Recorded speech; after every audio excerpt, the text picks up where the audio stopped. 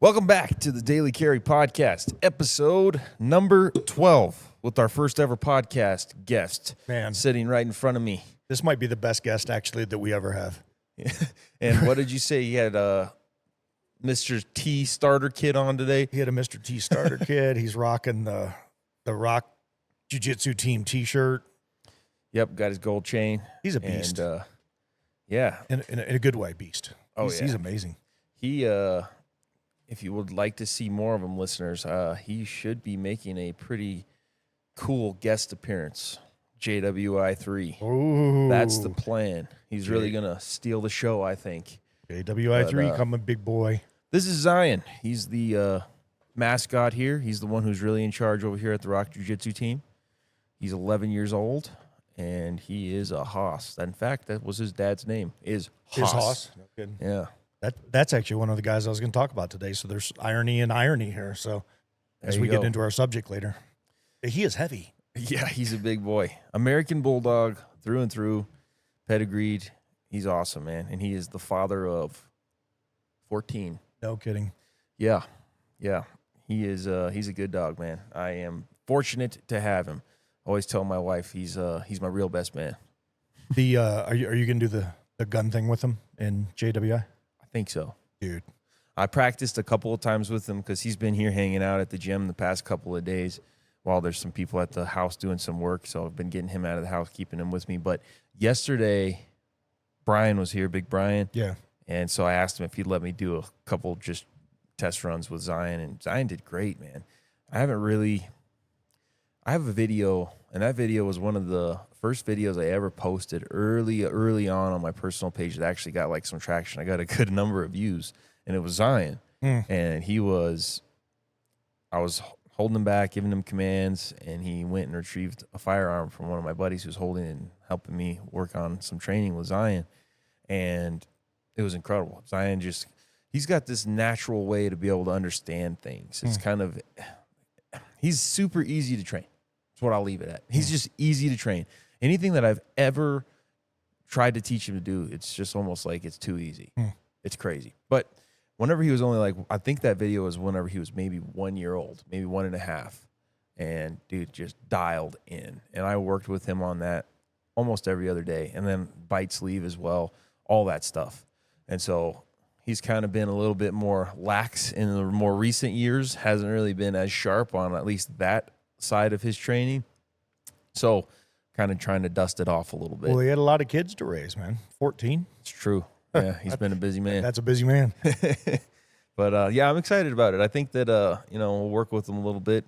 And being that he's getting up in age, I'm trying to cherish every moment that I have with him. And it'd be cool to have this memory to be able to look back on and know he was a part of JWI and blew some people away. So I think he's going to be the cameo that steals it all. I do. So. He's going to be epic. Yeah, I'm excited about it. I think it's going to be cool. JWI 3, August 2nd. That's coming up here soon. That's our next event here at the Rock Jiu-Jitsu team. We just finished an event, though, before we get too busy talking about things coming up.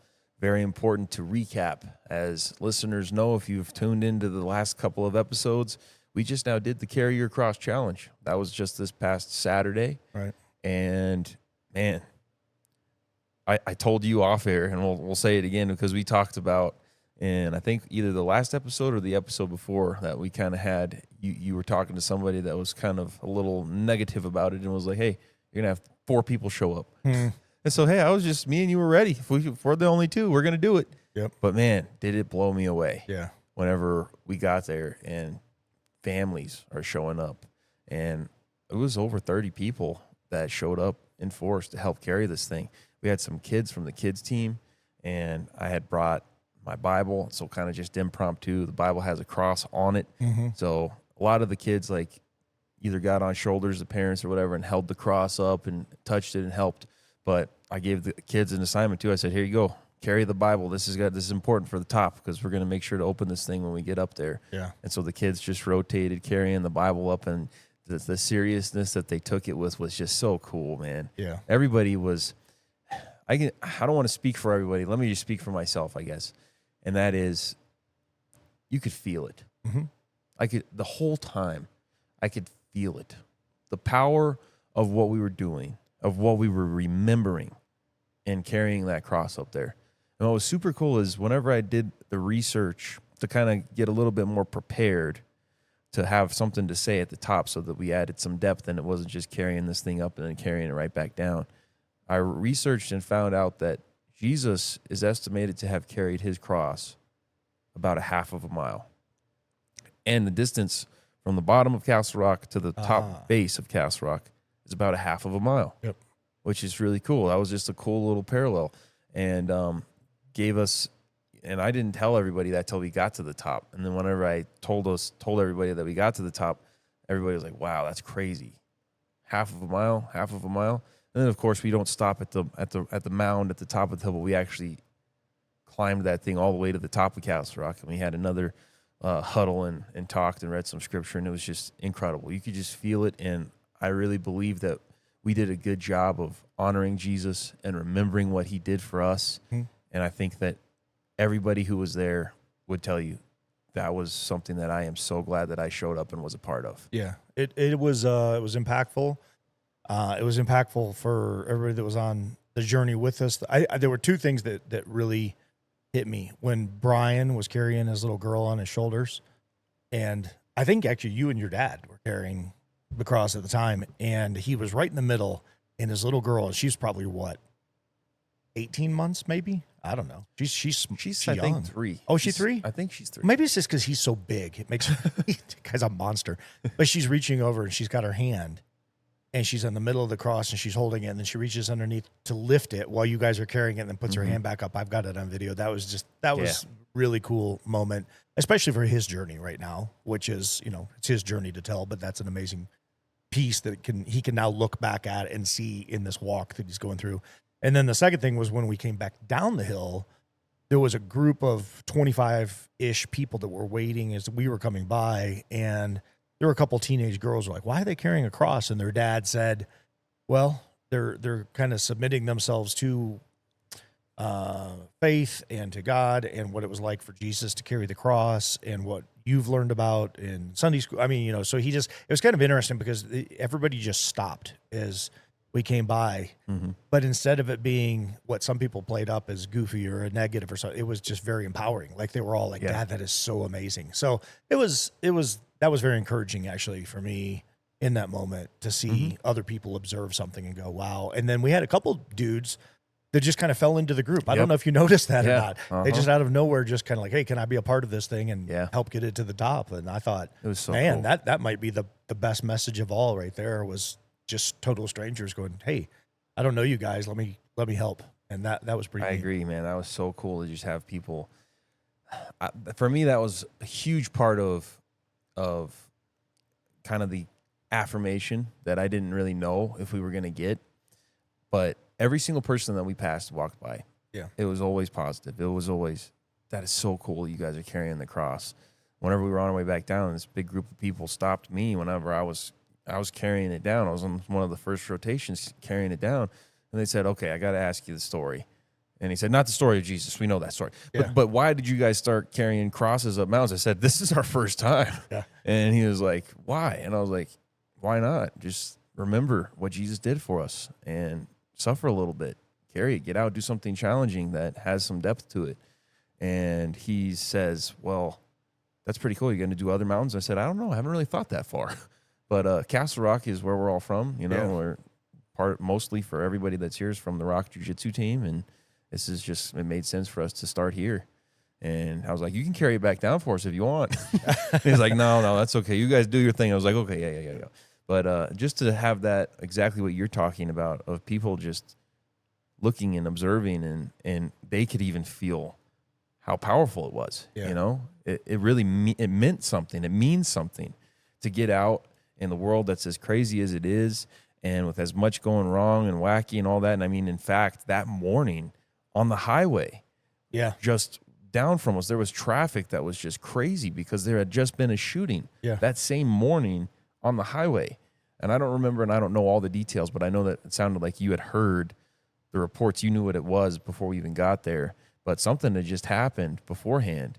And regardless of what was going on in the world, regardless of traffic, no matter what, we had a mission, and that day that mission was all eyes on you, Lord. This is all about you. We're going to suffer. We're going to sweat a little bit. We're going to help each other get this thing to the top, and we're going to honor you. We're going to remember what you did for us. Yeah. And there's power in that. Just shutting everything else out, turning off all the noise, all the distractions, and just going to the top, focusing on God for a minute. You know, there's today we're going to chat a little bit about heroes, personal heroes, and it's good to have them. It's good to admire. It's good to see people that aspire and do really amazing things and want to follow somewhat in their footsteps. But it's also a reminder from Saturday of don't put all your stock in men, obviously, and don't put all of your, because you're going to get your bubble burst at some point.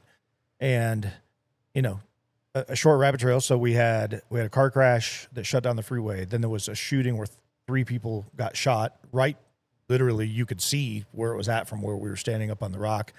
And then somewhere over the course of the weekend, I don't know the first thing about this, but there was a murder up in Castle Pines, which is a mile and a half north of where we were at on the rock. And people are like, I can't believe all this is happening in Castle Rock. And I'm like, 150,000 people a day die. That's one every second.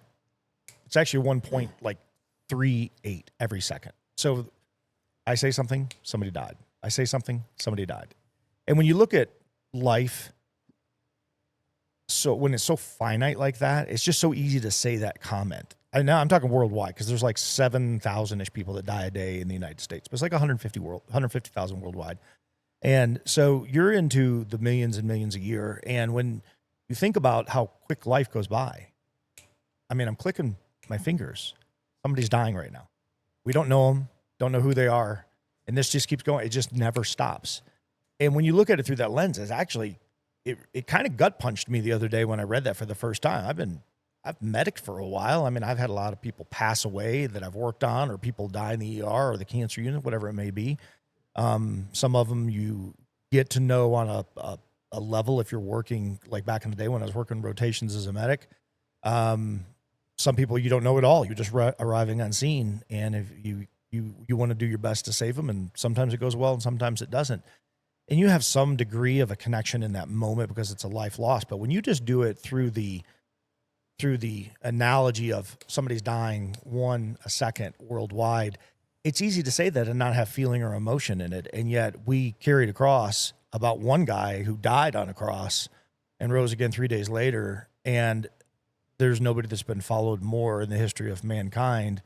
And there's no greater debate that's ever been cast than that of Jesus Christ himself. And there's thousands of religions that have spawned from stuff. And so it can get deep fast, and it can be very surfacey when you just look at it through the lens of life. And so, you know, I don't know what happened to the guy at the end of the car crash down here on the freeway. I hope he made it, but I know it shut down the freeway, and it was a 1-car crash, so it must have been pretty bad. And then, you know, you have a shooting right in the middle of it, and then you have a homicide just north of it. And it's just a reminder that life goes fast. I mean, it's just, you can be here 1 second, gone the next. So when we're talking about heroes today, I was thinking about perspective of some of the things that have happened around us just that morning, literally just that morning, as we were carrying that cross. All this stuff was really happening on the outside in. And it's important not to live in a vacuum. It's important not to live in condition black where you don't think anything is going to happen. You want to be aware, but you don't want to live in doomsday. And that's why we do the Day of the Carrier, because we put our faith in something far bigger than us. And that's what the people were asking going up the hill, like, why are you doing this? That's why. Because if it was just about me, I could be the guy in Wolfensberger, or I could be over in those apartment complexes living next door where the shootings all happen. I mean, you just never know when it's going to happen. So I want to have my faith in something bigger because I can't stop any of those things from happening. So true.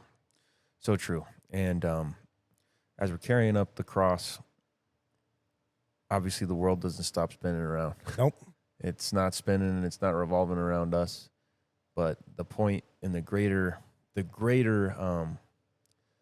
purpose beyond what exactly to kind of connect dots even further on what you're saying is we did what we did despite of other things that we could have been doing on a Saturday morning. Yep. Plenty of things to keep busy, plenty of things to go enjoy, entertain yourself with. But we carried a cross on Saturday. And we remember what Jesus did for us. And when we were at the top and I was talking, I mean, you were there. I mean, I was holding back tears, man. It Yeah. was something so special, so powerful, and to have the team show up the way that the team showed up and the team commit to this thing and give themselves to this thing and really take on the challenge and it be as meaningful to them as it was to me, as it was to my wife, to you. You could just feel it.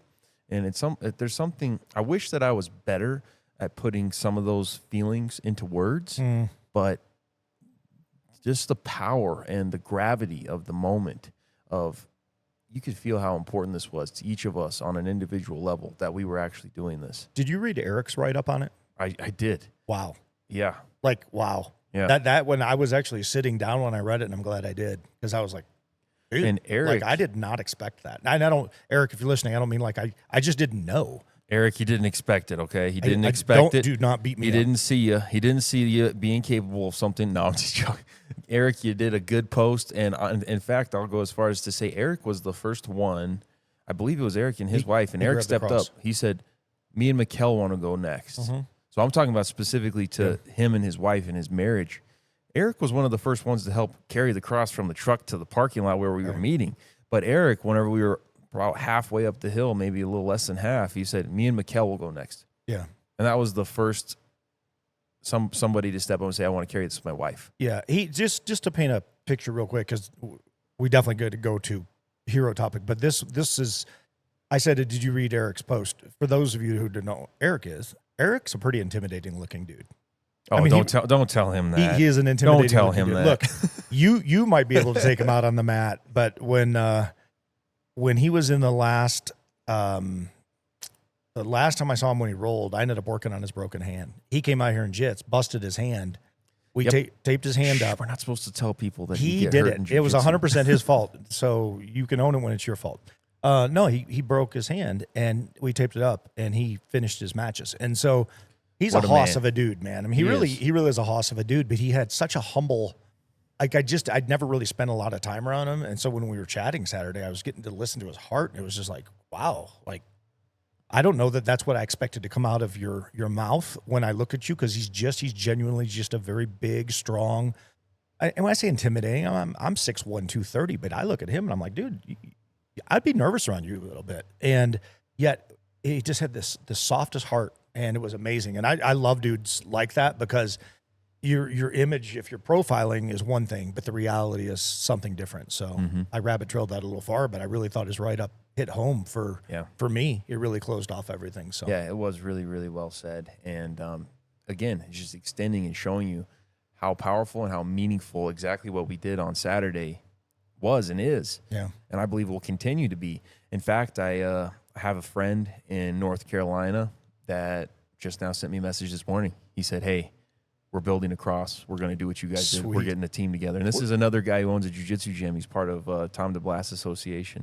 And to me, that's just the coolest thing ever, because that's the whole thing. If you would have looked up, and if you look up the hashtag Carry Your Cross Challenge, nothing except for ours. Nobody's ever, I don't know how, because believe it or not, I'm not that smart. I'm not that special of a guy. I believe it. I just was like, man, people are doing MERPs, people are doing these rucks, and they're getting more popular, and I really like it. I like the idea. And we did not long ago, I was a part of a group, I think it's F3, Faith, Fitness, Family, something like that.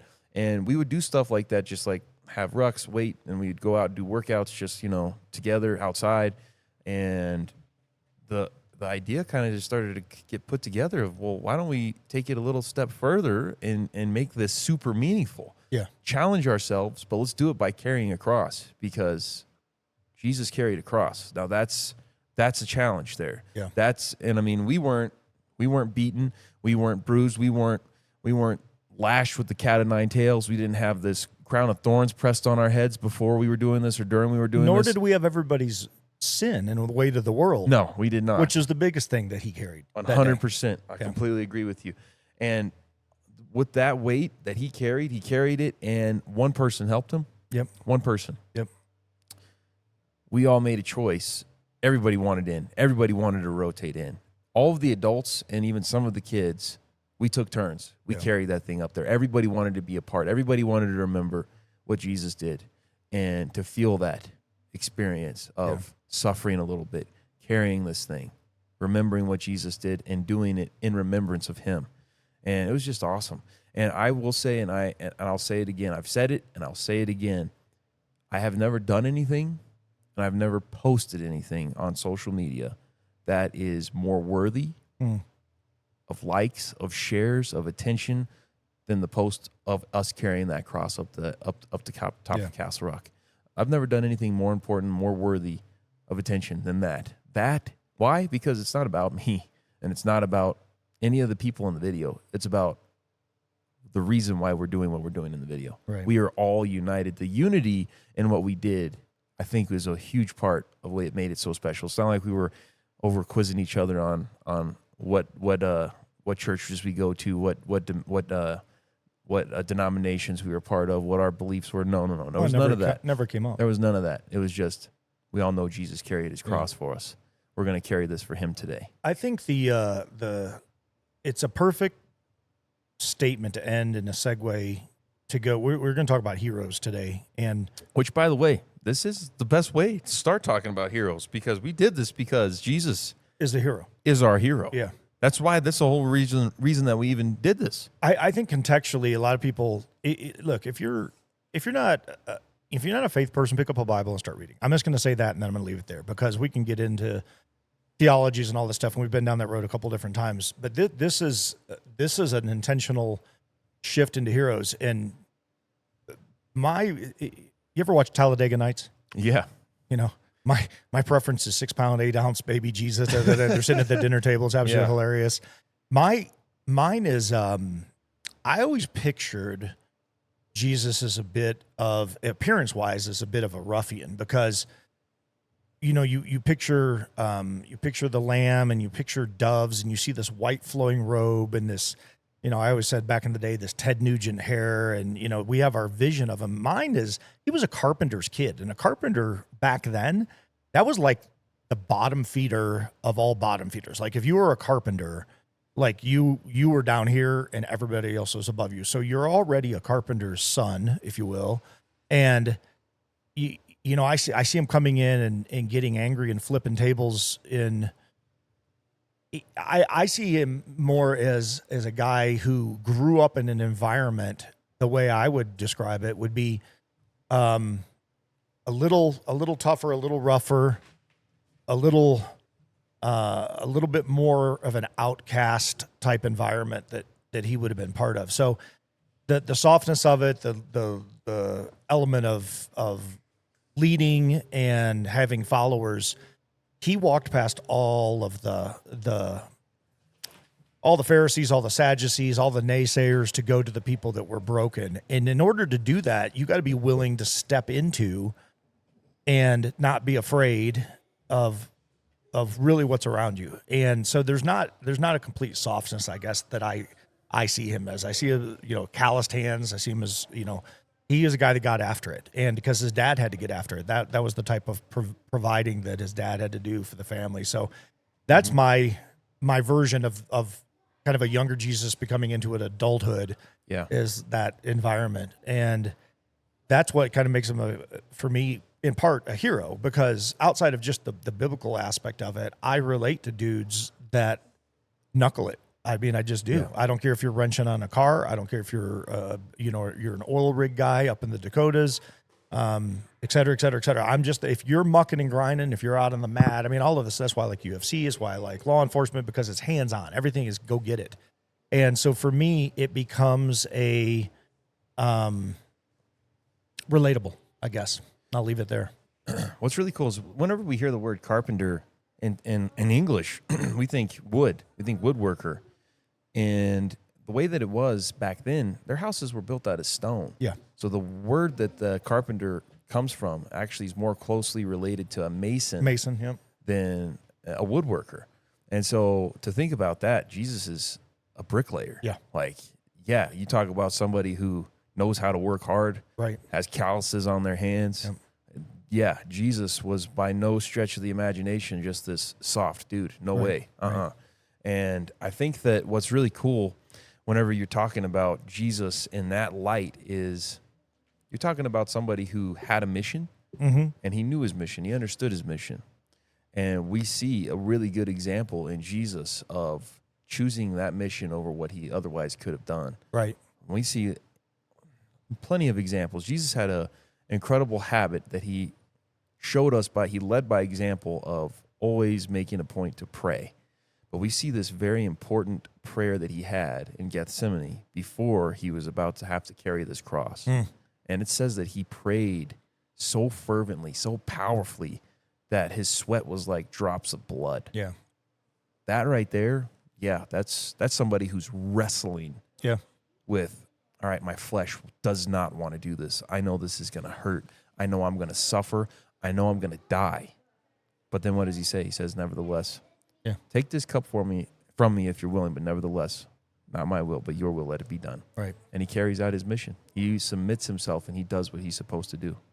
When you look through that lens, I think it just paints him in a different light. You know, I opened with Talladega Nights because it's humorous to me, and it was a funny line in the movie, but there is that soft spoken element of it, where, you know, he's born in a manger, and that's the story that gets told, and that's the opening scene. But he does grow up in that life. So, as I think about guys, we were talking about heroes. When I think about guys, I got my bubble busted this weekend a little bit, and I have been, so I love the UFC.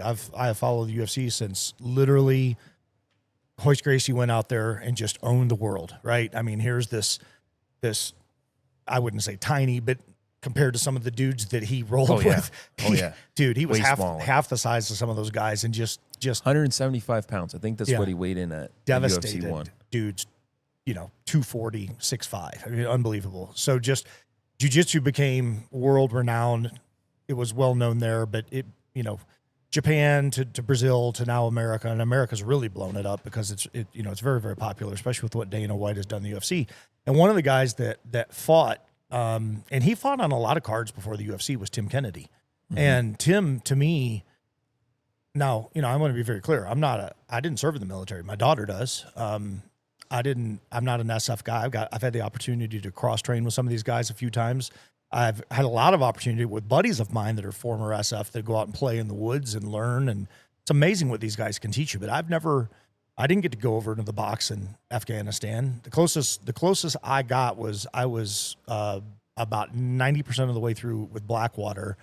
And this was during the contractor time, and I was going to leave law enforcement because I had a medic cert, and they wanted. What is Blackwater? It was a private contract group that went overseas back in the day, and it unfortunately developed a very bad reputation years later. But at the time, it was when everything was pretty hot over in the box in the 94, 95, 96, 97 time frame.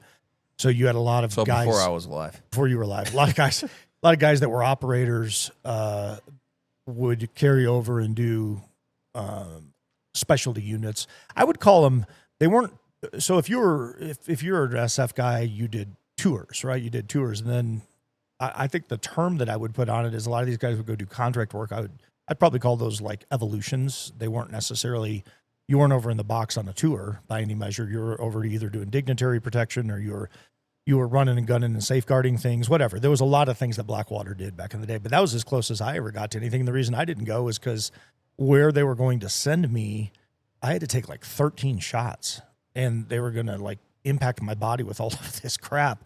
But they had an NDA they wanted me to sign, and then they had a disclaimer they wanted me to sign that I couldn't hold anything against them if these shots essentially killed me or did something to me. And I'm like, yeah no thanks. What was this, some kind of super soldier serum? What are we talking about? It's so if you were going to certain parts of the world that had certain diseases, you had to prep your body for them. So, you know, like immune boosters and stuff. Yeah. So, and you know, some of it was, a vegetable cocktail, and some of it was things I didn't want in my body. So, horse dewormer. Yeah.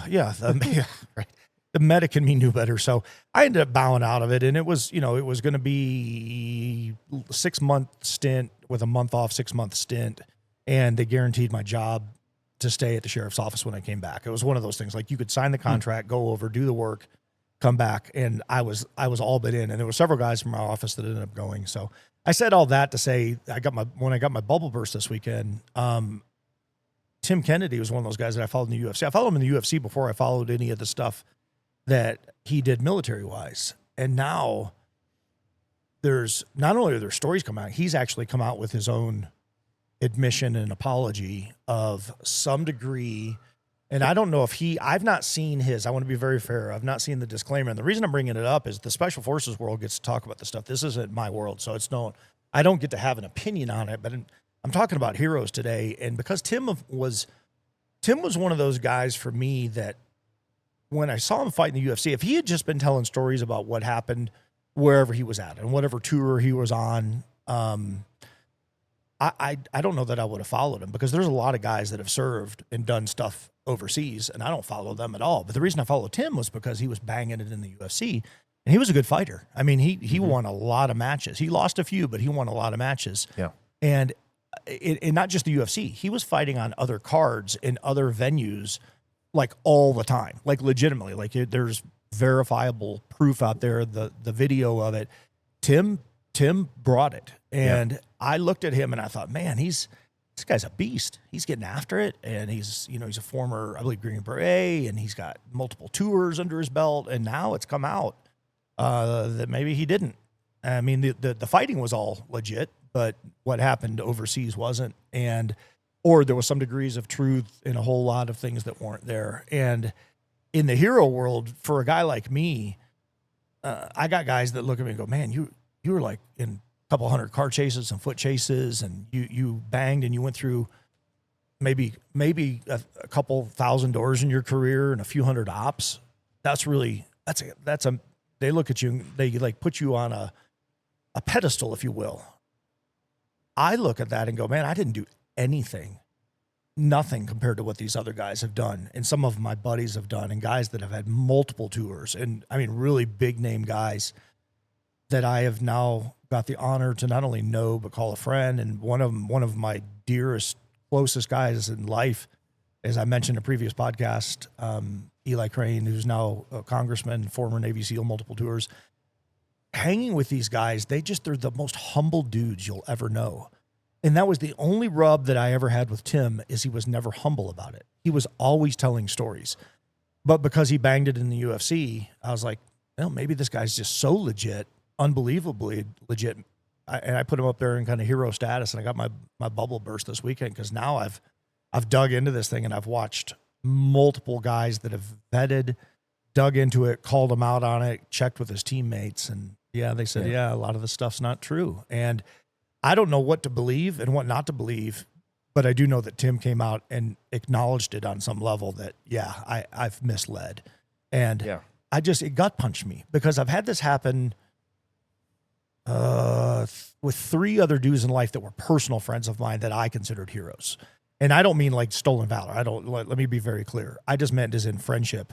And when one of them cheated on their spouse for like the 19th time, it was really hard for that guy to be a hero in my eyes anymore. Might be a little bit of a pattern at the 19th time. I'm embellishing. It was probably 6 or 7 though, and that we knew of. But he was like the one guy that everybody in the agency revered, because he was exceptional, and there's no faking it. That's the thing. When we were out on the range and you're plinking metal and you're on a clock and you're punching this stuff, whether you're punching it at 5 yards up to 50 yards, he was incredible to watch. And I'll close out my little, I guess my opening here is, my bubble with Tim Kennedy got bursts, but there's a lot of dudes out there I really admire and revere. And I want to get into the Special Forces stuff for a second, because I think it's kind of the last bastion of hope outside of faith in America. These guys are our superheroes, and they're on our front lines, and we all want to believe that right there that's the line of defense. That is ultimately where it starts and it stops with those guys. Tip of the spear, not on our watch. And when you start watching these guys turn on each other, it just reminds me of everything else that's going on in the world. And it really bummed me out this weekend when I started seeing some of this stuff, because I thought, man, not that guy. Yeah. And it's hard. It was just a hard pill to swallow. Not because I know the guy personally. I've never met him. It's nothing like that. But when I look at my buddy that was back in the agency, when I'm talking about like legit, like, dude, you can't fake plinking metal, right? And this guy would was twice as fast and twice as good as everybody. And it looked like he was effortless. It was just one of those guys, he would just flow. And everybody's like, man, that guy is, and he could go into a situation and just incredible at de-escalation. So I learned a lot from him, but man, when I found out he was just out there and he was using his image to get women. And when we all found out, everybody's like, dude, what are you doing? And so it's hard when your hero bubble is burst, is what this is all about. It's just really hard. And for me, I admire guys like that. I mean, that's my world. And when they go away, it's like, oh, so, that's why when your dog walked in this morning, I'm like, you get to be my hero today. Because this is that's the most loyal companion ever right there. Ain't going to be no stories about that dog. Oh yeah. No bad ones. No, Zion's pretty consistent, and I liken it to this. There's this joke: lock your wife or your girlfriend in the back of your trunk for an hour, and then lock your dog in the back of a trunk for an hour. Come back, see which one still loves you.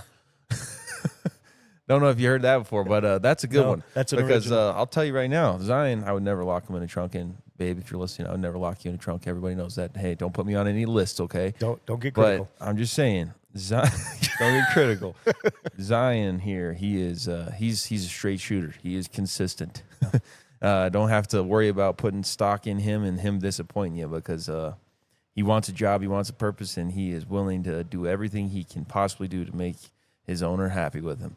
And he's a good boy. But anyways, sorry, that's a little bit of a rabbit trail. No, it's good, because dogs, there's 3 things somebody said to me once that never lie: God's word, mathematics, and a dog's tail. There you go. And I went, wow, that's actually not only true, but it's true. Like, Very true. it's very true. That's awesome. And now on Tim Kennedy, because his video actually came out I think about 7 months ago. I think that it was a while ago that his video came out, and people have continued to talk about it. It's almost like what we've talked about on prior episodes. You can have a lifetime of positives, and then one negative can kind of be that weight that sinks the ship, and everybody just focuses on the negative, and that's it. Now, obviously, there's some instances where the negative, maybe that one negative truly does outweigh the positive. But I mean, for Tim to come forward and admit, hey, just letting you know, this is actually what things looked like. And obviously people have dug into it more and more, and they're expounding upon it, and it's just going on this entire downward spiral as it seems. But I'll say my following of Tim Kennedy has mostly been in the UFC. Right. It's not like you can really fake that. He's done well. The best coach in jiu-jitsu ever, John Danaher, studied tape from Tim Kennedy to help figure out and coach his athletes on how to escape back control with the body lock, because Tim Kennedy had a match, and there was a match where there was escapes that were being performed really well from back control if somebody had a figure 4, a body lock with their legs, where you have one foot behind one of your knees and you have a triangle around their torso from back control. That is a rough place to be. Yeah. And they literally study tape to figure out, okay, this is how it's working. Just get the foot flat, and then you can start to escape on that side. And so that just shows you Tim Kennedy's legit. He's a legit fighter. Now, as far as his military career, I haven't followed that as closely. I know that he has a couple of different things. My connection to Tim is I know about Sheepdog Response. There's a gym in Maui that I trained at when my wife and I were there for a trip a couple of years ago. And the owner, Tim Kennedy, had come through Maui, and the owner of that gym, Tim kind of just liked him, recruited him. And so he travels with Tim on the Sheepdog Response stuff and does work with Tim in that regard. But then very quickly, whenever Tim released the Heroes Jiu-Jitsu, I got on board with it. And the Rock Jiu-Jitsu team still, even right now, is listed and is active for that thing that Tim was a part of starting, which is Heroes Jiu-Jitsu. And all that is you have at least one class on your schedule that it's free for any emergency responders to train at. You got, excuse me. Bless you. We've got police, fire, teachers, medics, all trained. Just one class for free. And it's not a class that's just specifically supposed to be for them. It's not just like, hey, this is geared toward first responders and emergency responders. It's just a class that you have that's open up as a regular jiu-jitsu class, and it's free for them. And as soon as I heard that he was doing it, I was like, yeah, that's awesome. I'd love to be a part of that. So we still have that on the schedule. And so that's been kind of the way that I've been connected with Tim. Not necessarily so much on the military side as it has been the fighting and the tactics, the instruction, because even the Sheepdog Response, most of that's taught in martial arts gyms. Yeah. So And it's good. I agree. I think stuff. that it's good. I think that for him to have the courage to just come forward and set the record straight, because I'm pretty sure that's even what he titled the video, Setting the Record Straight. I mean, a lot of skeptics are probably going to be like, yeah, he probably was threatened. Somebody was going to do it before him or whatever. But regardless, I mean, he still didn't have to do that. He didn't have to come out with a video and set any kind of a record straight. He's been on this same theme for forever. So there was clearly a weight on this dude's chest, and he just wanted to tell the truth. Mm-hmm. And I think that is a positive. The fact that he actually did tell the truth, because how many other SF guys, Navy SEALs, other people who have embellished stories, said things, they're never going to come out and tell the truth. Yeah, I don't know. I can't. The problem is it's not my world, so I can't speak into it. I can only acknowledge, as I said earlier, the guys that I know that I've been able to cross-train with and do some things, or that I know on a personal level. I think the problem that has come in is Tim came out a while ago and talked about this and put the video out. It's what's come out since then that debunked the video, and that's where the problem is coming. It's all been in the last. I'm going to say 30 days was the oldest one I saw, but it's really picked up steam in the last 2 weeks. Wow, like everywhere picked up. I think he's lost every sponsor or close to every sponsor he had, and Tim has a lot of sponsors. He has some seriously big name companies out there. So, and these guys that have come out dug into it to the point where they're not only they're not pulling any punches, they're like straight going after him at this point in time and calling it stolen valor, which breaks my heart because his what he had alleged that I was following along with. The thing that really got me hooked on Tim past UFC was the Afghan withdrawal. So Biden goes in, everybody knows what happened, totally botched, thousands of people left over there.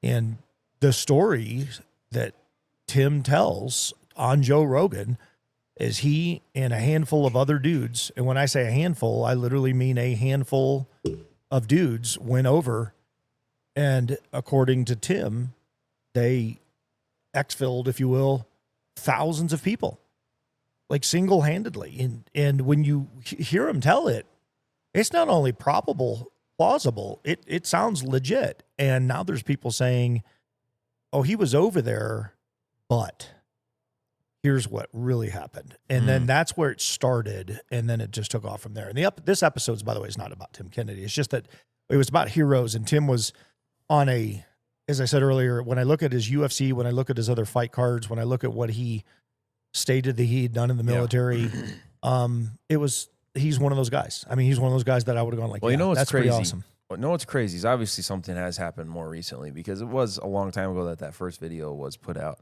but I haven't kept up with it that much. We've had other things going on, but I know that this definitely is more meaningful and a harder blow to you, because I know that on one of the episodes, I remember you said, oh, he's one Tim of my Kennedy, heroes. one of my heroes. Yeah. On one of the prior episodes, and we've been going for what, maybe a month and a half. I think months? it was either the first or the second one that I said. Mm-hmm. And I pointed it out simply because he's the kind of guy that I revere, men that are unapologetic, unafraid, walk the walk, talk the talk, but also are grounded in integrity. And from everything that I saw in his UFC days, he was grounded in integrity. So I had no reason to doubt.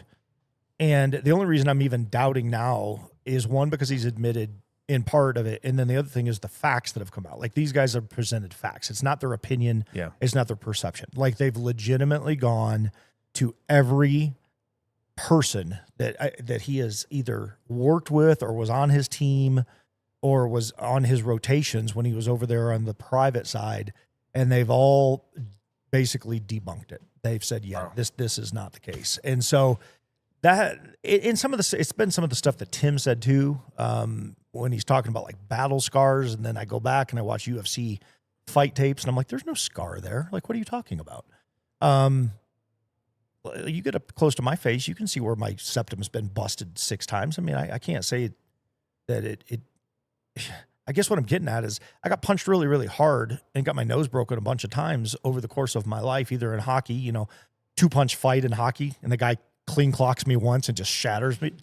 That's where my septum get busted. You can come up, you can look at all these scars, and, I'm looking at Tim and I'm like, where's the scar that you keep talking about? And so then it became personal for me, because then I was looking at it. And I hate that, because then I start questioning, I don't know how you operate from this standpoint, but I start questioning integrity when I believe that this is a dude of paramount integrity. I won't say tantamount because I don't know him on a personal level. I'll go to tantamount with Eli. Eli, I've broken bread with. I've hung with him. He practically saved my marriage at one point, going back many, many years ago. And I say practically. No, he didn't practically. He did save my marriage. He called me out on a wayward trail that I was on, and he was a righteous judgment guy in a moment where I didn't have clarity on something, got in front of it. And I'm like, I just broke down in tears and hugged him, and he grabbed me and he's like, it's okay. We're going to get through this. So he's not just a U.S. congressman or former SEAL that I'm attaching myself to. This is a guy, I've stayed in his house. We've broken bread together. I was out there a few months ago on business with LifeSpot to sit down and meet with him. We've hung out. We've gone drifting my Shelby together. I mean, this is my friend, and he's one of the greatest men that I know, one of the most genuine leaders that I know, and he does it from the floor where the 535 said. He does it in every video he's in. You can watch everything that he does, and it's always faith first, family first, country, and he's that guy. And so I revere Eli at a very, very high level. Tim, I admired, I guess is what I would break it down as. And there's other dudes that I admire. But the whole point of this episode for me is you got guys that you look at and you respect and you value. And when something happens that it gut punches you and it takes the wind out of your sail, it's like, man, and it starts breaking that circle of trust just ever so, because it needles in, right? Yeah. It just needles in. And I would go back to you and I when we first met. You were sharing your story of what happened here and just some of the back end things, which is your story to tell with the business partnership and all the different things that took place. I had a couple of people on the outside said, oh yeah, you might want to be careful with Jared. And I'm like, I've seen nothing but integrity from this guy. And yet the guy telling me to be careful is the guy that I'm actually watching on the outside and going, I'm not so sure that I actually trust you because I've watched you do this with multiple people.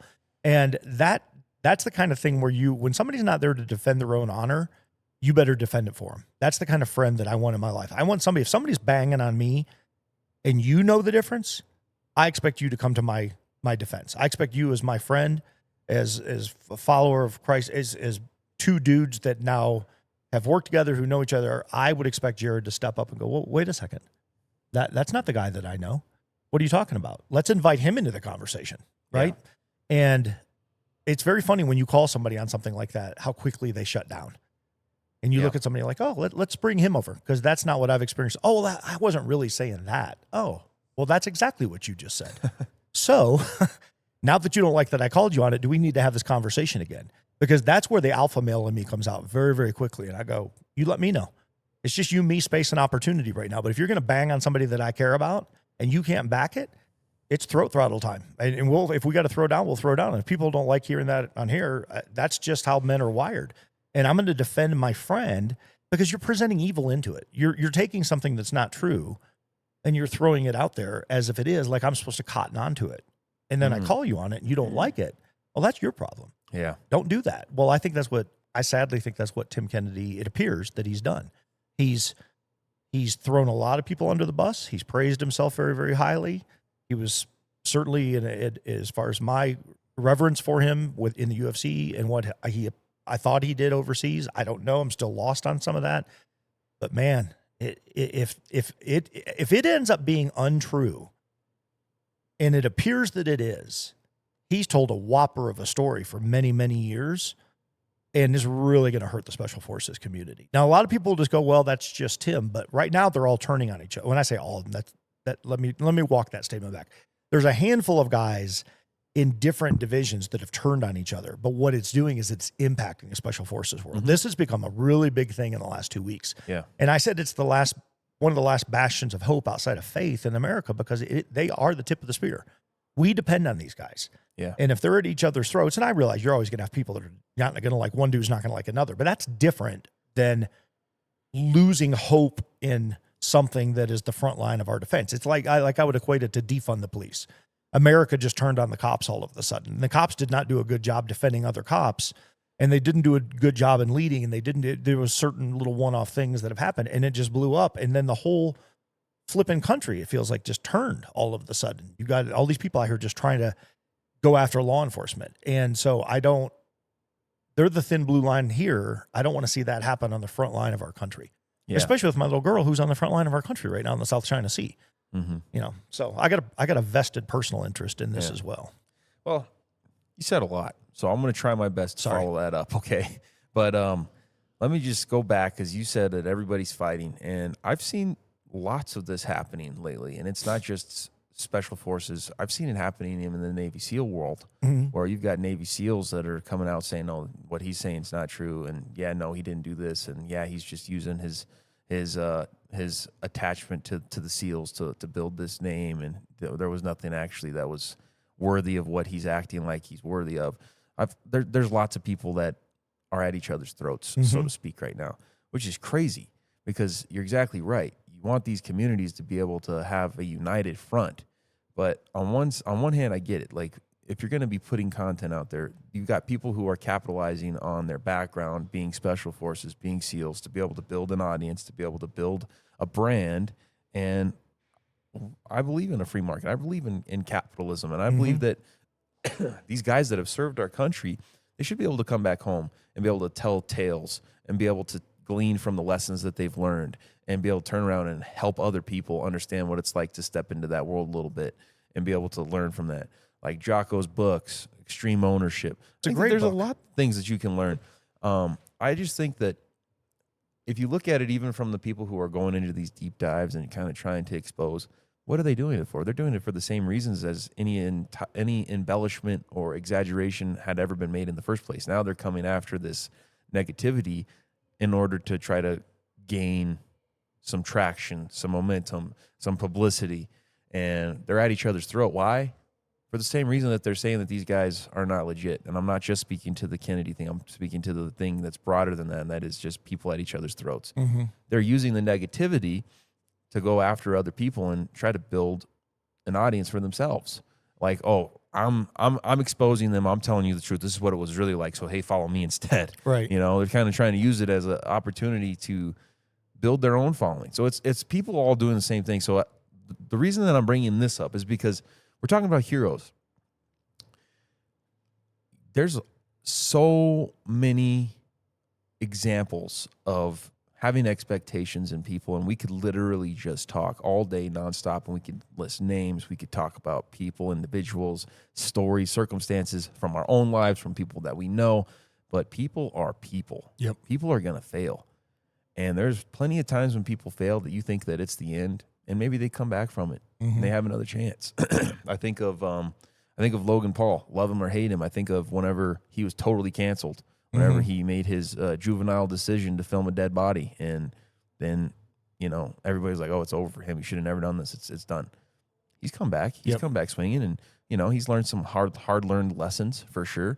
I'm not saying that he has everything figured out, and I'm not saying that everything that he's doing is right, but I am saying that for the most part, I think that sometimes when people make mistakes, you're going to have an opportunity for redemption. Sure. And hopefully there'll be that kind of an opportunity for Tim and for other guys, if they have embellished, if they have had any level of stolen valor, that they have an opportunity to do the right thing and start to build a life that's going to be on a better foundation than before, because the weight of trying to build a life on embellishments and exaggeration and things that aren't true, I can only imagine that has to be such a heavy weight, especially knowing that you're in the spotlight, knowing that you have a massive following, and just having this feeling of it's all built on something that's not true. Sure. And it could implode at any time. Right. So for this to be happening to Tim Kennedy and potentially others as well, I think this is an opportunity. Hopefully this can be seen this way. And just call me a never-ending optimist. I don't know. Maybe I'm being overly optimistic, or maybe even slightly naive.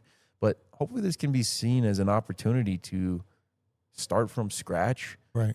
And if people are telling the truth and exposing Tim, or even if it's more people than Tim and they're exposing, hopefully this can be an opportunity for anybody who's been in the wrong and has told untruths to be able to say, yep, you're right, you caught me. And this is a weight that's been lifted. I'm glad that I don't have to live with this on my shoulders anymore. Yeah. I want to start over. I want to do the right thing. And you're right. Here I am. Where do I go from here? I don't know, but I'm going to just do my best. And I'm sorry. Now, I'm not saying that you just forgive people right off the bat and the trust is just restored. It takes time. It just as much time as it takes to build that house on lies. As soon as it crumples down, you got to build a whole new house, and that doesn't happen overnight. So he's going to have some time to rebuild brick by brick. But I think that it's an opportunity to hopefully, if the negativity will kind of die down and after the right things are done, because it could go all different millions kinds of ways, right? Tim could just double down on his untruths, be like, no, they don't know what they're talking about. And I don't know enough of the story to really be able to go down the rabbit trail of talking about a lot of those what ifs, because I don't know a whole lot about what's gone on, the specifics of it. But what I do know is this: men lie, men fail, men cheat, men try to take shortcuts to the top. It happens all the time. Yeah. There's only one example that we really can have that is consistent. And I think about the word integrity, and I think that's where we really should go, because like I said, we can talk about countless examples, heroes. I do everything that I can to be a good example, but I would agree, whoever you were talking to, be careful around Jared, be careful around me, because I'm just trying to figure things out. I'm trying to do things the right way. I'm probably going to fail. I'm going to mess up, and I'm going to have to rebuild them. Sometimes I might take 2 steps forward, 1 step back. Sometimes I might take 1 step forward and 2 steps back. I'm just trying to figure my life out. But what I am trying to make sure that I do no matter what is I want the foundation to be solid. That way, if I have to restart, at least I've got the foundation to go back to and build on a solid foundation, right? But that's just a little bit of a side note, because really what I want to talk about and what I think we pivot to here, instead of it just being this example after example after example of people failing, because people are always going to fail. I'm going to fail. You're going to fail. It's going to happen. And what we have to examine, I think, in all this is integrity. Because integrity has to be what you begin as a Christian man and as somebody who wants to have this foundation that's built on faith, that's built on something that's unshakable, unchangeable, which is the Word of God, faith. That has to be built with integrity. Now, I love the definition of integrity being you are the man who you are presenting to other people even whenever you're alone. Yeah. If you're presented with an opportunity to maybe get away with something, no one will ever find out. You've got an open door right next to you. No one will ever even find out. You can go steal something from somebody. You can go do something you're not supposed to do, and you know morally, ethically, you're not supposed to do it. You have an opportunity to get away with it. And nobody will ever find out. Nobody's even around. But you still choose not to do that. Yeah. Why? Because that's integrity. And integrity, that has to be where we start from. Because if we don't start there with who we are when no one else is around, then everything that we do, we're no better than Tim Kennedy. Oh, of course. Because if we're presenting something to other people that's not true whenever we're alone, then we're living a lie. Yeah. And I think of this example, and I think this is so timely that this is the topic that comes up and that you said integrity so many times. Because we just talked about this yesterday or 2 days ago in Bible study. We were talking about the habits of Jesus, because we've been reading the Habit Blueprint and talking about how to build habits that are going to be good habits to help you through life. And this specifically, we were examining the habits of Jesus. And one of the habits that Jesus had was solitude. There was only 4 habits that in this book we talk about from Jesus. And I'm sure that the author could have gone crazy and just said this habit, this habit, this habit, this habit. But there was just 4 habits. We had prayer, we had scripture, we had solitude, and then we had service, serving others. So solitude is what I want to talk about for just a second before I hand it over to you to say what you think on it. But solitude, to me, whenever I read that, and it's very important to clarify, Jesus in many scriptures, it said he withdrew to the wilderness to pray. Not because he didn't love people, but because he knew that that was important. He had to have time alone, because it wasn't just about being in front of people and serving people. He had to have the time alone with God to have that integrity that we're talking about, who you are alone without anybody else around. And this book, in this portion where we're reading about Jesus' habit of solitude, the author encourages, start small, but try this. Just take 5 minutes out of a day and pull yourself away from all the distractions, which we have plenty of those in this world. Pull yourself away from, turn the phone off, no emails, nothing else going on. Can't get a phone call, can't get distracted. Just 5 minutes and just be alone and you don't have to, in this 5 minutes of solitude, you don't have to pray. You don't have to read the Bible. Just 5 minutes of solitude, just quiet, be with God. Think about his presence, feel his presence. And I thought that's so awesome to be talking about in a habit blueprint, because that is starting. That's somewhere to start. If you feel like you're somebody who is kind of wayward, who has kind of maybe not gotten that integrity piece right all the time, believe me, there's nobody that should be able to stand up and say, I've always been full of integrity. There's so many, all of us have gone astray, no doubt. Anybody who stands up and acts like they've got it all put together and they always have, they're lying, no doubt. That should be an immediate red flag. But here's something that you can do to practice. If you feel like that you need to be working on this integrity piece, here's an easy way to just start with something that's super attainable. 5 minutes alone with God. Why? Because that's starting to practice that habit of integrity. Alone, all distractions aside, just silent before God, acknowledging his presence, acknowledging that there is a God that is in the room that loves you enough to where he is present with you. And just acknowledging that is a first step, I think, to connecting yourself to God in a way that's incredibly meaningful, but also building this integrity that otherwise it can kind of be a little bit of a challenge. Where do I start with that? How do I be a man of more integrity? Well, here's a solid way to start practicing that and building that habit of having integrity. And I just think that that's super important. I think that's super cool that that's where the discussion so far has led to, is integrity, because that's such an important piece that we need today.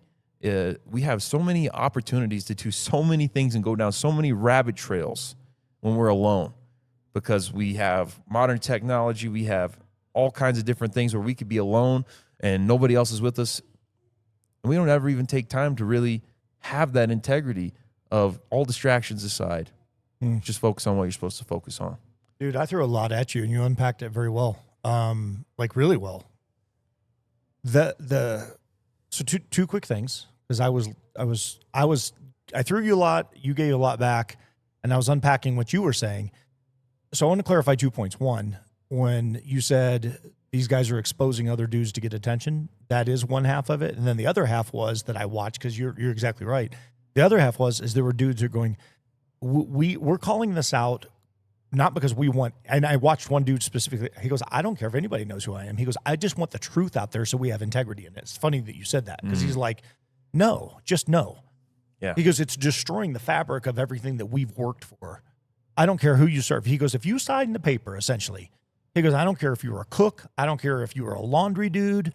I don't care. He goes, if you signed the paper and you served, you served. He goes, now there may be guys that serve tip of the spear and there's guys behind the scenes, but everybody served. He goes, so let's just leave that where it is.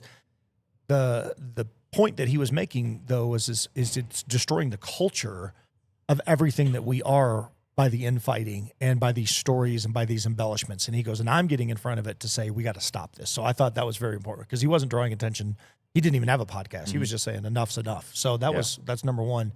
And then the second thing is, because I think I threw a curveball at you when I said somebody had said to me, I want to clarify, that comment came on the heels of somebody asked me how I was doing. I said, man, I'm really excited because we're over the Rock Jiu-Jitsu team, and and this was right at the beginning. We're getting ready to kick off something that I've been doing on the outside world. We're getting ready to go in and create a class where we can do ladies self-defense and whatever.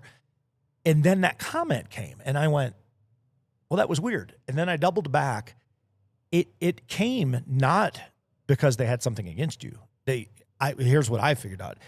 They came because you had integrity in everything you were doing, and you came through this mountain of crap, basically, and you were able to get out from underneath it. You were able to get the loan, build the place, create, and you did something this other person wasn't doing, and there was a jealousy that was in it, and that's where that came from, and it really bothered me because you were succeeding, but you weren't patting yourself on the back. You were literally just being exactly what you just said, integrity-based. You were leading with integrity.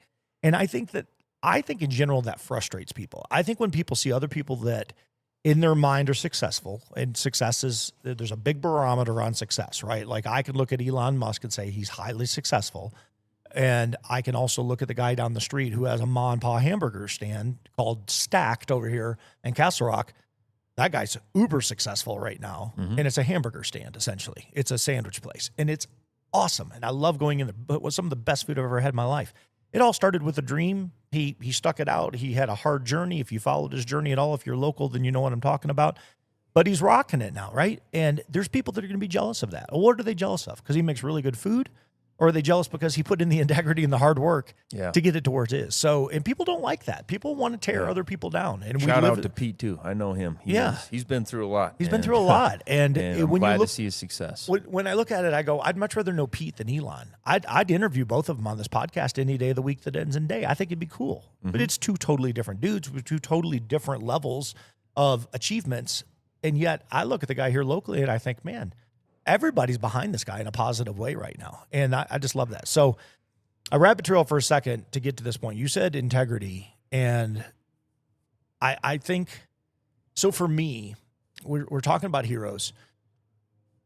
My little girl is what comes to my mind is for me as a hero of mine, my wife and my daughter and my son will always be at the forefront of that in three totally different ways. Obviously, they have three totally different lives, different paths, different careers.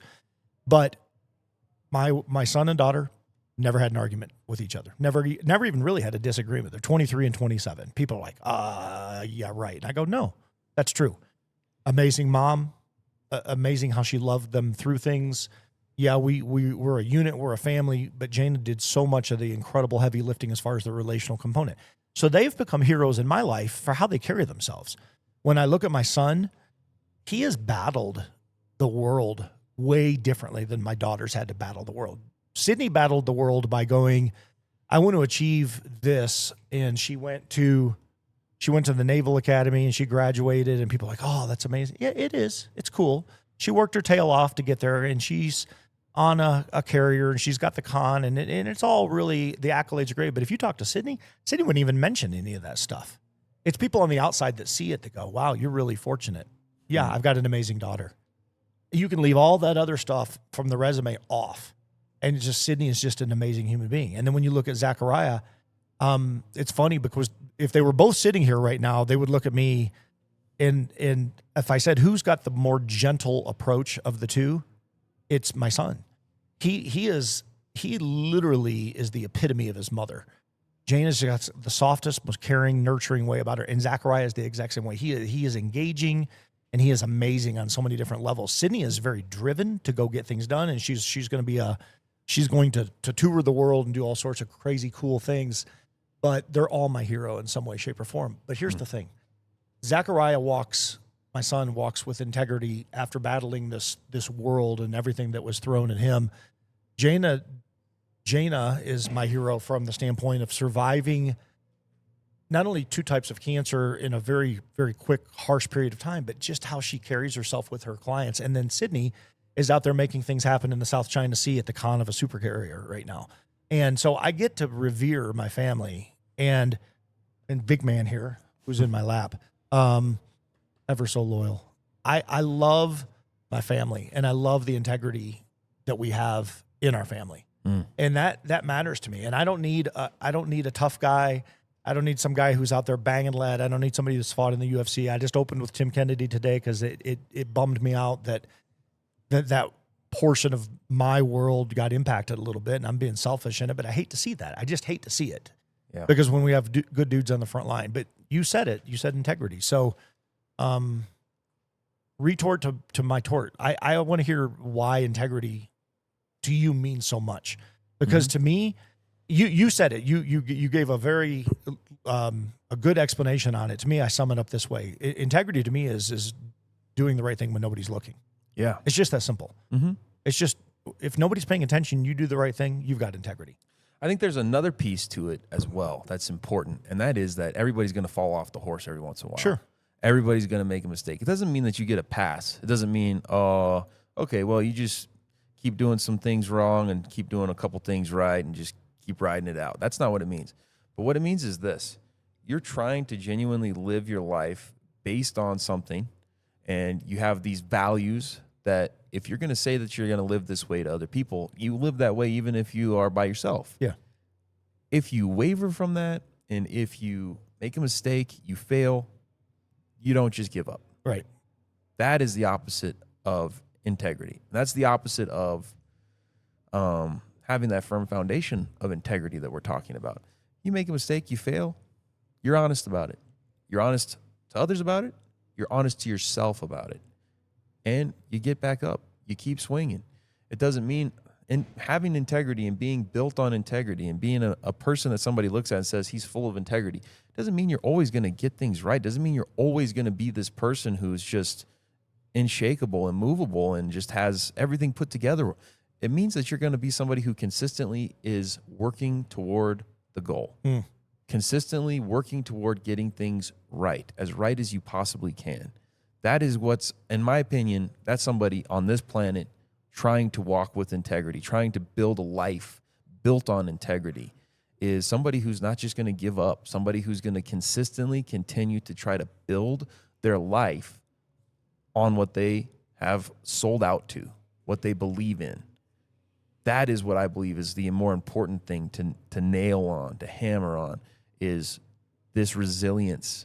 Don't give up. Keep trying, brick by brick. If you have to rip a couple bricks out, you have to redo some stuff, do what's necessary, put the work in, and don't just give up. Continue to try your absolute best every single day to build that integrity. Be the man that you know you're capable of being and that other people need you to be. And I'll go back to something I said on this podcast a couple of episodes ago. I don't remember exactly what episode, but a prayer of mine, and this is in alone time. This is not even, and it honestly feels a little bit kind of weird even just talking about it on a podcast, because I'm not trying to talk about it like puffing my chest or saying that I'm anything special by saying this, but this has been a constant prayer of mine, and it still is to this day. God, would you please help me to be the man that I need to be? Help me to be the husband that I need to be. Help me to be the businessman that I need to be.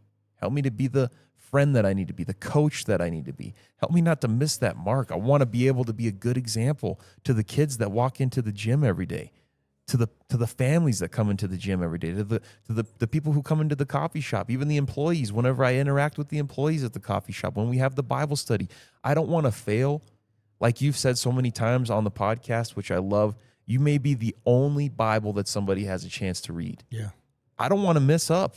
I don't want to have some weird translation whenever somebody reads this Bible and they're like, what is that? Chinese, Japanese? What is that? Is that pigeon? I want it to be as clear, clean cut as possible. I'm not perfect. I'll never be perfect, but I'm putting in all the work that I possibly can to try to get the things that I can get right. And anything that I'm lacking, anywhere that I fall short, I just pray, God, I'm going to do everything that I can, and I'm going to trust you to help make up the difference. Help be that gap, fill that gap where I'm not able. I want to take, it's just, as you always do, you say something, triggers a thought, and I'm like, all right, here we go. On a podcast, winging it. I'm going to take a hard left for a second. I saw a video the other day that had, it was millions and millions. I don't know the number, millions and millions of views. And I clicked on who this person was, never heard of him before, don't know anything about him. I'm not going to even dig into him, but it caught my attention because they were doing something very, very, very silly, and it had millions of views. And then I looked at their other videos, millions and millions of views. And basically it's this lady who's acting in a response like a cat to things that are being done. Like, that's the video. And it's funny. I mean, like, when you watch it, you laugh out loud. I mean, it's not like gut busting, but it's like, that's actually really funny. That's very clever. And she caught on to something that was clever, and she's got a huge following. Don't know anything about her. Couldn't tell you the first thing, right? Couldn't tell you how much integrity she has, doesn't. It's not my barometer to gauge anyway. Who am I? My point is this. We are in a world right now where that surrounds us all the time. If I opened up a Facebook, just Facebook right now, never mind any other platform, if I open up a Facebook feed and just start scrolling on Reels, I'm going to get everything under the sun is going to hit me. And we're bombarded. And you said something very important. When I walk into this place, I don't care who's watching, who's here. I want to put my best foot forward in everything I do. Integrity. I've learned that about you. I learned that from the beginning. I learned that from day one when we met. And you just built on it for me. And for people sitting back like, boy, you guys are blowing sunshine up each other's butts a lot. No, that's not it at all. It is, I would say that about any dude that has done something that can walk in that vein of integrity where I go, I know they're going to trip and fall. I should be there to pull them out of the foxhole or help to pick them up. And if I just sit there and beat them down and say, why did you do this? Yeah. Well, what am I accomplishing? Telling you how cool I am by beating you down? So I opened with Tim Kennedy. I don't know Tim Kennedy. I've never met him. I don't know Tim Kennedy. If Tim Kennedy said, hey, can I come on the Daily Carry podcast in a week? Yes. I got a story to tell and I want to own some things or I want to clarify some things. If Tim came on with integrity and owned whatever has been alleged that he has not told the truth on, awesome. If Tim came on and didn't own anything and just doubled down to your point, not awesome. Yet at the exact same time, it would be great to sit down and have a conversation with the guy. I look at that through that lens with everybody. People said to me, who would you rather interview? This is before the election. Who would you rather interview, Harris or Trump? I'm like, oh, Kamala any day of the week. Trump, I know what I'm going to get. I want to sit down with Kamala Harris and I want to interview Kamala Harris. Like I want to interview her in a way that nobody's ever interviewed her before because I think I could get to the root of everything that I'm looking for. With, I think Trump would be interesting, but there's just certain people that by the way they carry themselves fascinate me. And I look through our friendship lens at this point, what we've created, what we're doing together. If this whole world fell apart tomorrow, we never did another class, I never trained, I never did anything, and we continued on with this podcast, that to me would be one of the single greatest things that you and I could ever have in life. Because at the end of the day, this right here is the ability to have friendship and be able to share and bring people together. How do I make that better? I continue on with a business. I keep taking it to the mat. You just keep making yourself better in every environment. Yeah. But it doesn't mean that everything in the world has to go perfect or you have to be connected in every little way. I got a buddy of mine, Jared, that I literally talk to once a year. I've known him since I was 8 years old, and we pick up like we talked yesterday. And we talk once a year on his birthday. He never calls me on my birthday. But we talk once a year. Well, to be fair, our birthdays are 3 days apart. But I always call him and we pick up like it was yesterday. And I know everything that I need to know about his life. And he's that guy. And I got people that I talk to every day that in some way, shape, or form, I don't even have that close of a relationship with. And you try, but some people are just, I don't know, they're closed off, they pull back, or whatever is that is taking them down the path that they're on. What I'm getting at is this. I look at Todd when I pick up the phone and I call Todd. We start laughing within 90 seconds of being on the phone, and we're on the phone for 2 hours. And it is one of the coolest conversations that I get every year. And I look forward to it every single year. And there's guys that I run into every single day that I don't have that same type of relationship with. No matter how hard they try or I try, some things just don't click. And it clicks between you and I. That's where I was going with this. It just clicks. It works. And people that I've got a dozen or more in the last week, people going, man, I started watching your podcast. I thought Jared was going to be like 45 or 50. I had no idea he was going to be 28. And I don't know if that's an insult or a compliment. No, it's a compliment because they go, he's driven, he's mature, he's intelligent, he's articulate. You don't get a lot of that nowadays, especially with this age gap between us. And yet we both have a perspective that I think, for me, I get a lot from you. Every time that you've shared something here today, there's 10 things that I want to be able to say based off of what you said. And not every conversation goes that way. Yeah. And you know what the glue is, and we've referenced it before, and we've even talked about it today, but it's just because of the like-mindedness. It's because we know what we're doing. It's because we know that we're exactly what you said before. One of us falls down in the foxhole. One of us makes a mistake. One of us is under fire. We're going to be there. Yeah. That's what it is. And we have this faith that's the glue. That's why you and I are able to sit down and have a conversation like we do, is because we're able to look at everything that's going on in the world, everything that's going on even in just our sphere, our circle. And it's the one thing that combines everything. And that is faith, knowing that in everything there's a God that is very much alive. There's a God that is operating even today. And there's a God that is calling us to a higher, deeper, more heavy sometimes, but at the same time will give us the strength and what we need to carry it, calling and purpose. It's all about this purpose that you and I both know that we have, and that's the purpose of this podcast. That's the purpose of what we're doing, sharpening each other and hopefully being a platform that can sharpen others as well. That's Amen. what we're all about. and we've got kids coming in. They're making some background noise, so I think we're We're about ready to need straight to up wrap there. this up. Yeah. So it's episode 12. It's an even number, so that's going to be you, sir. You close this out when you're ready. I'm ready. All right. All right, Father God, thank you for this opportunity. What an honor to have this past weekend, just to be able to carry that cross up the hill, climb that rock, bring the families together. Just the not only the visual of it, but just the feels. Jared said it earlier. I'm so grateful because you could feel it. You could feel the presence through everybody, and they all said the exact same thing. So it was. I don't know. My takeaway was amazing. So thank you. It achieved very much the purpose that I needed in my heart, and I'm looking forward to the next one that we do. Grateful for this podcast. I'm grateful for the opportunity to sit down and just talk about anything and everything under the sun. Hopefully make it relatable, hopefully make it enjoyable, but at the exact same time, get things out there that people want to hear. And it's only through you that we can do that. And I leave this all in your precious name. Amen. Amen. All right. All right, bro. Till next time. Till next time. And what a guest. You took it.